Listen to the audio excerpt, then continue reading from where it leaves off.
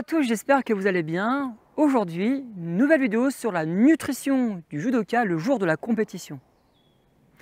C'est un axe très important puisque quand on est en compétition, si on s'alimente mal, on peut diminuer les performances.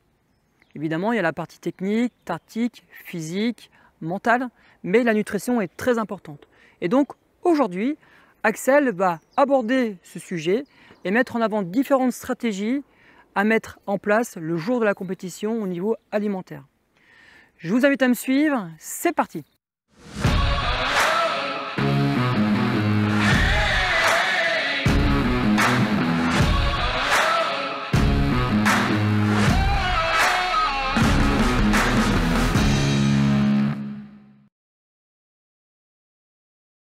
Entre 30 minutes et 1 heure, en fait, il faut quand même préserver, j'ai envie de dire, le tube digestif et l'estomac. C'est-à-dire qu'on ne va pas apporter d'aliments solides parce que ça va gêner en fait et mettre au ralenti toutes les performances sportives du judoka ou de la judokate. Donc ce qui va être important, c'était apporter les choses plutôt sous une forme liquide. Donc là, on travaille sur les consistances. Je dirais une collation liquide qui a toute son importance parce qu'elle doit apporter les nutriments nécessaires, mais aussi des glucides. Alors des glucides qui vont être pas forcément des glucides très rapides, parce que ça va générer un pic d'insuline et peut-être une demi-heure, 1 heure après ou pendant le combat, en fait, une chute d'insuline et une baisse d'énergie. Donc là, par contre, on va apporter des boissons à base de jus de fruits, j'ai envie de dire, et à base d'électrolytes, comme par exemple le plasma marin, qui va apporter hypertonique, donc qui va réhydrater très vite, on va récupérer très vite l'hydratation qui est nécessaire pour la performance sportive, et un apport, je dirais, glucidique. Donc cet apport glucidique liquide, pour qu'il soit très rapidement assimilé et que l'énergie soit apportée directement aux muscles en 20 minutes, 30 minutes. Voilà, donc c'est glucides et essentiellement plasma marin pour une hydratation optimale avec tous les nutriments et oligo-éléments nécessaires. Alors si effectivement on a un petit peu plus de temps entre deux combats, 1 heure ou 2 heures, on va avoir une stratégie un peu différente. Donc moi je préconise toujours pas d'aliments solides parce que il doit être digéré.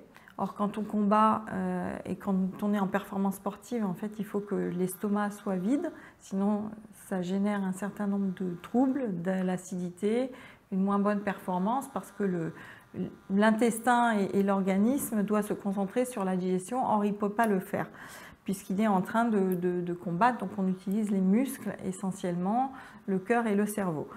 Donc, néanmoins, avoir quand même une consistance importante, plus importante qu'un liquide qui serait pris pour 30 minutes entre deux combats. Donc avoir des substances un petit peu plus importantes, donc ça peut être des bananes, des fruits en fait qui vont être très facilement assimilables et digestibles, des fruits cuits, des pommes, des poires cuites ou mi-cuites qui vont être très rapidement aussi assimilées et qui vont apporter en fait des glucides qui sont nécessaires en fait pour la performance. Alors ce qu'on peut faire aussi qui est très intéressant, c'est d'apporter des smoothies, où en fait il y a effectivement, on met des fruits dedans, des légumes dedans et on met en fait une boisson lactée végétale ou à base d'avoine. Pourquoi? Parce que ce sont des boissons qui sont alcalinisantes, donc qui vont éviter d'avoir des crampes ou une acidification de l'organisme avec aussi des aigreurs. J'éviterai les yaourts parce que encore acidifiants, sauf si ce sont des yaourts sur une base végétale. Donc amande, ça peut être l'avoine, l'amande, ça peut être aussi le chanvre. Il y a des yaourts à base de chanvre qui se font, à base de noisettes, de châtaignes, donc de choses qui sont consistantes, qui vont apporter des glucides pour la performance et puis qui vont remplir un petit peu plus l'estomac sans pour autant ne pas être digérés avant le combat. plus de 2 heures, la stratégie va être différente. C'est-à-dire que là, on peut prendre des aliments solides qui vont être néanmoins des aliments solides facilement digestibles. C'est-à-dire qu'ils ne vont pas charger l'estomac et la digestion, qui vont être très rapidement assimilés. Donc on est là sur effectivement des œufs qui sont très facilement digestibles, qui vont être des avocats, qui vont être des légumes, qui vont être des fruits également en format solide, du poisson blanc très peu gras, et surtout éviter une charge en graisse, parce que là on va avoir en fait un ralentissement au niveau de la vidange gastrique. Donc les poissons gras qui sont très intéressants, notamment pendant la période de préparation, sont complètement à éviter. La boîte de sardines est complètement à éviter en fait la veille d'un combat. Donc il faut vraiment aller sur des choses neutres, quelques noix, des fruits secs également. Sont tout à fait intéressants parce qu'ils apportent un apport glucidique qui est intéressant pour le combat. Donc ces éléments-là sont des éléments solides avec quand même une précision extrêmement importante. C'est que là, on fait travailler quand même la digestion, donc les organes de digestion. Et pour pouvoir bénéficier de tous les nutriments acides aminés qui sont apportés par cette alimentation, c'est très important de mâcher. Donc la mastication devra être vraiment très importante. En théorie, il faut vraiment réduire ces morceaux en purée dans la bouche avant de les avaler. Ça, on est garanti en fait d'avoir une très bonne digestion et d'être en forme au moment du combat et d'avoir profité en fait de tous les éléments et nutriments qui sont apportés par ces aliments solides. Si on parle effectivement de nutrition, chrononutrition, avec les rythmes et les aliments à prendre dans une journée de compétition où effectivement il y a les combats, tout est rythmé par la pesée et le combat. Voilà. Donc je dirais les 2 événements qui sont importants, c'est effectivement l'heure de la pesée et l'heure du combat, des plusieurs combats, et la distance entre la pesée et le combat pour effectivement s'adapter autour de ces 2 événements-là et non pas avoir en fait une journée classique de chrononutrition qui est extrêmement régulée, répétitive et standard. Voilà, là on s'adapte à la journée de compétition et bien évidemment au judoka ou à la judokate. Une chose qui est extrêmement importante, c'est de ne pas retourner sur ce que moi j'appelle une alimentation inflammatoire. Donc typiquement l'alimentation inflammatoire, je fête la compétition, je vais au McDonald's, je vais au KFC, je mange des fritures, Non, c'est extrêmement important. Pourquoi? Parce que la compétition et l'effort intense du judoka ou de la judokate a généré en fait des radicaux libres. Donc ces radicaux libres, ils vont forcément faire des dégâts à plusieurs niveaux parce qu'ils sont en quantité plus importante et notamment si les défenses antioxydantes du judoka et de la judokate, donc les mécanismes qui vont aller capter ces radicaux libres qui sont délétères et à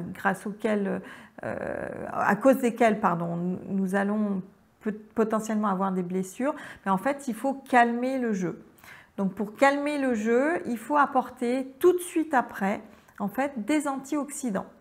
Donc des antioxydants parce qu'ils vont s'associer aux capacités de défense du stress oxydant de l'organisme, qui sont des défenses naturelles, et qui vont permettre en fait de complémenter ces défenses antioxydantes et de régénérer, de récupérer beaucoup plus vite, d'avoir moins de courbatures et d'être rapidement en forme à nouveau pour un nouvel entraînement.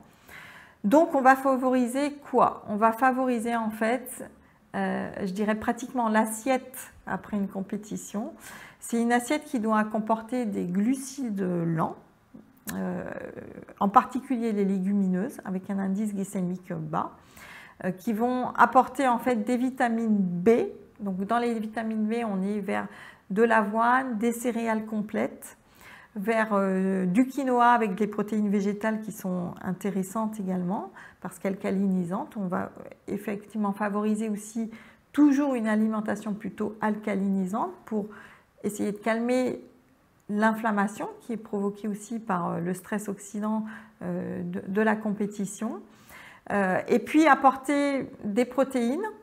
Donc là, on peut repartir sur des laitages, sur un poisson et surtout, je dirais, les fruits et les légumes colorés, voilà, qui vont apporter pour les fruits et les légumes rouges plutôt du bêta-carotène, donc des antioxydants intéressants, et puis tout ce qui est bleu, donc les baies, les berries, qui sont les myrtilles, qui sont les mûres, qui vont en fait apporter tout ce qui est nécessaire pour calmer l'état inflammatoire et le stress oxydant qui est provoqué par la compétition.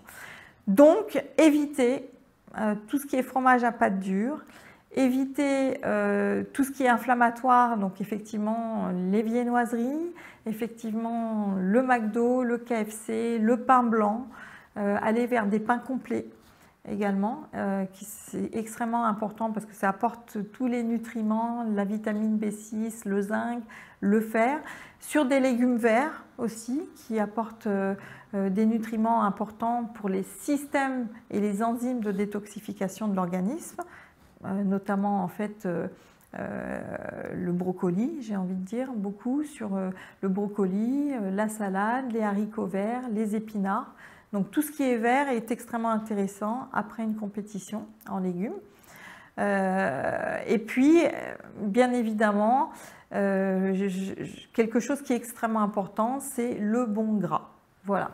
Donc le gras, contrairement à ce que l'on pourrait croire chez un sportif, n'est pas du tout à éliminer. Il est à conserver à partir du moment où c'est un gras qui est riche en oméga 3. Pourquoi ? Parce que les oméga 3 qui sont contenus dans l'huile de colza par exemple, un petit peu l'huile d'olive, mais aussi tout ce qui est poisson gras comme les sardines, comme les maquereaux, comme la filière bleu blanc cœur que vous pouvez retrouver très facilement sur internet, qui est une filière où les animaux sont alimentés par du lin, donc beaucoup d'oméga 3 sont intéressants parce que les oméga 3 sont anti-inflammatoires.